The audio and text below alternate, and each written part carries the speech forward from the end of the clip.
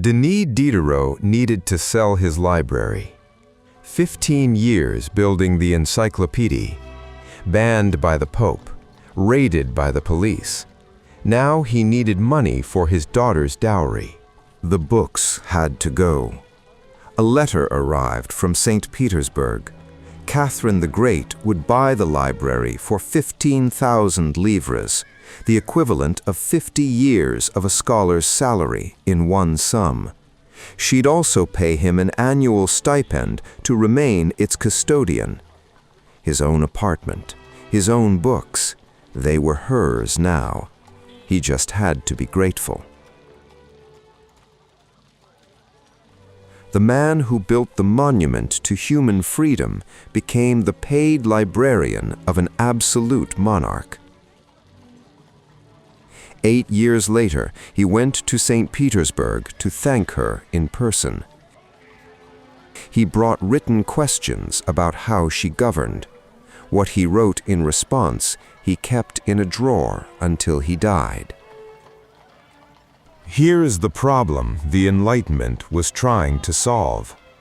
For centuries, Europe had a ready answer to who should rule and why. Blood answered it. God confirmed it. The king was king because his father was king, and God had arranged things this way, and that was the end of the argument. By the early 1700s, that answer had started to crack. The same method that had just explained the movement of planets was now being turned on the question of government, and the answers came out wrong. Why should one man rule millions because of who his father was? What makes a law legitimate, the king's signature or the consent of the people it governs? The kings called it sedition. They were right about what it was. And then, in 1762, a monarch started asking it herself. St. Petersburg, June 28th, 1762. A German princess seizes the Russian throne. Within the year, Voltaire has her name on his desk. The coup took 3 days. She had arrived in Russia at 14 to marry the heir to an empire. She learned Russian by staying up through winter nights with a grammar book. She converted from Lutheranism. She read Montesquieu, Voltaire, not because someone told her to, but because she understood what they contained and what they could do for her. Her husband, Peter III, had been Tsar for 6 months.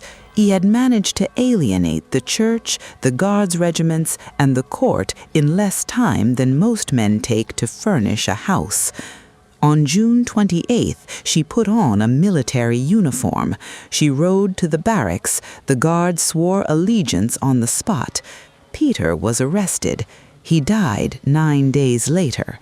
The official cause, hemorrhoidal colic. She had taken the name Catherine at her conversion. Now she was Catherine II, Empress of all Russia. She was 33 years old. She had waited 18 years for this throne. She knew what it was worth. Imagine a king who has actually read the books, not inherited a religion, not been handed a catechism and told to rule by it. Someone who sat down with Montesquieu on the nature of laws, with Beccaria on criminal justice, with Locke on consent, and came away convinced. This was the Enlightenment's answer. Not a philosopher on the throne. Plato had tried that 3 times in Syracuse and nearly died for it. Something more realistic, a monarch who listened to reason, who understood that a state existed for its people, not the reverse. They called it enlightened despotism. The despot would remain. The despotism would be rational. Here is the crack from the start. If the monarch chose which advice to take, the monarch was still absolute. The philosopher was just a very expensive courtier. They saw this. They published the argument anyway. because the alternative was a king who wasn't reading at all. The Enlightenment was something the despot could put on and take off, like the uniform Catherine wore the morning she seized the throne. She wore it, she took it off, then she reached for her pen and wrote to Voltaire. His response arrived within weeks. He called her the North Star, the new Minerva. He had never met her. He never would. Catherine wrote to Voltaire almost monthly for 15 years. Witty letters, erudite letters, a ruler confessing the difficulty of governing a backward empire, quoting Montesquieu back at him, referencing Beccaria on the cruelty of torture. Voltaire forwarded the letters, discussed them in salons, printed extracts. That was the point. In Paris, the philosophes were fighting censorship and police raids, their books burned, their authors imprisoned. In St. Petersburg, a monarch was quoting those same books. The contrast was devastating to their enemies. An empress was the best argument the Enlightenment had. Catherine understood this before most of them did. She had understood it in the prison years, the 17 years of her first marriage, in a court that ignored her, in rooms that watched her, reading at night with the door closed. The books were not just useful, they were the only thing that had been entirely hers.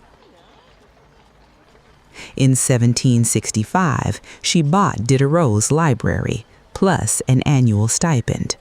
He could keep the books, keep his apartment, keep writing. 1767. She publishes her proof. 526 articles. Copies to every court in Europe. The Nakaz looked on the page exactly like what the philosophes had been asking for. Voltaire called it the finest document of the century. Diderot read it carefully and noticed something. The commission gathered to act on it, 564 deputies from every class of Russian society. Every class except one.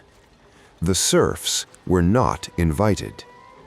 35 million people, roughly half the empire's population, were the legal property of their owners, bought and sold, gambled away at cards. Their owners could send them to Siberia without trial, without appeal, without a written record of why. The commission debated for 18 months. The question of serfdom generated the most heat. Catherine dissolved it without a new legal code.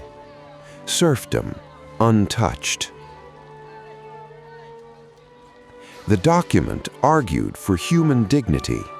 It also needed the people who owned other people to keep owning them. Both things were true. The document contained both. That was what Diderot noticed. October 1773. Diderot arrives in St. Petersburg.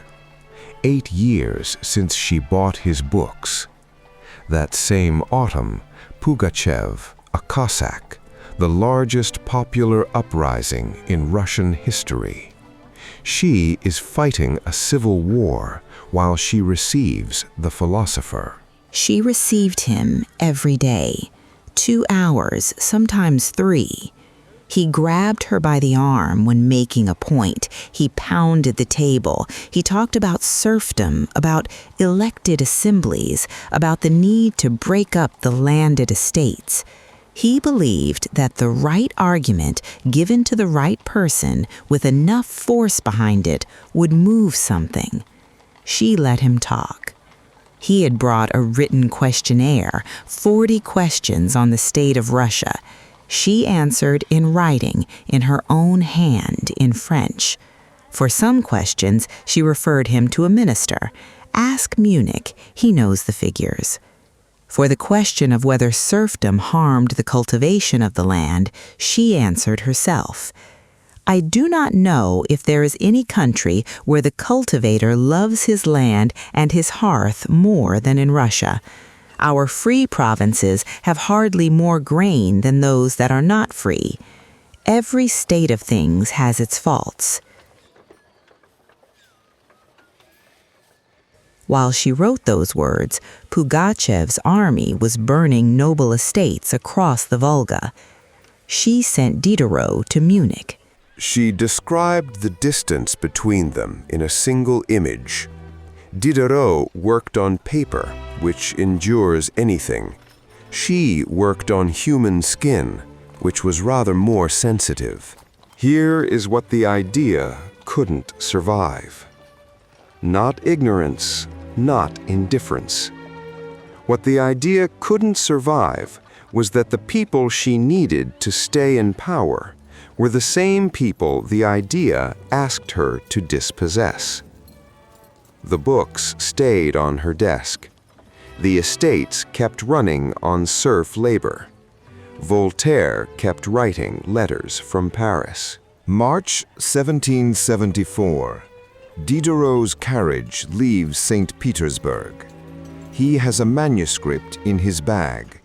He has not shown it to anyone. He called it Observations on the Instruction. Article by article, he went through the Nakaz and wrote what he actually thought, that the question was not whether serfs loved their land, that a society built on owning human beings could not be reformed by the class that owned them. He had said most of this to her face. She had listened, thanked him, changed nothing.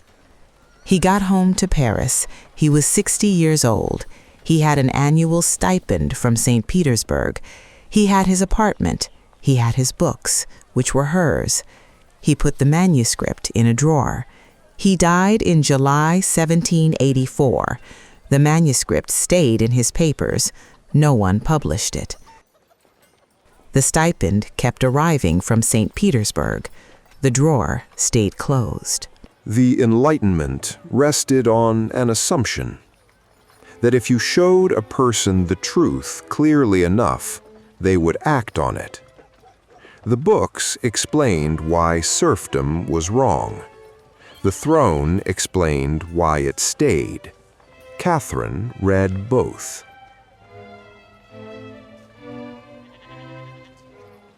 "1762. The throne. Peter III dies. Cause of death, recorded, disputed, closed. 1765.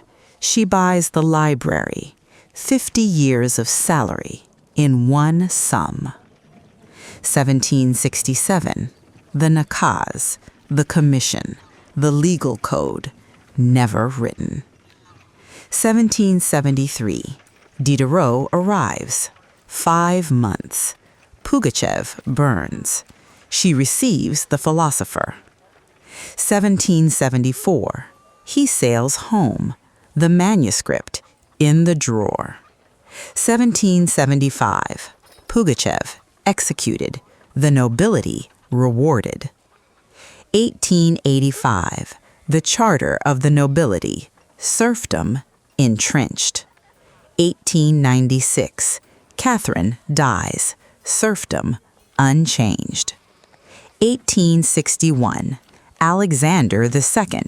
23 million serfs freed. 1875. The Observations on the Instruction published at last, a century after he wrote it. In his questionnaire, Diderot asked Catherine whether serfdom harmed the land. She answered in her own hand, "Every state of things has its faults."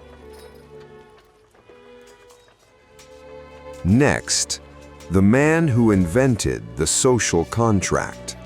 He abandoned all 5 of his children.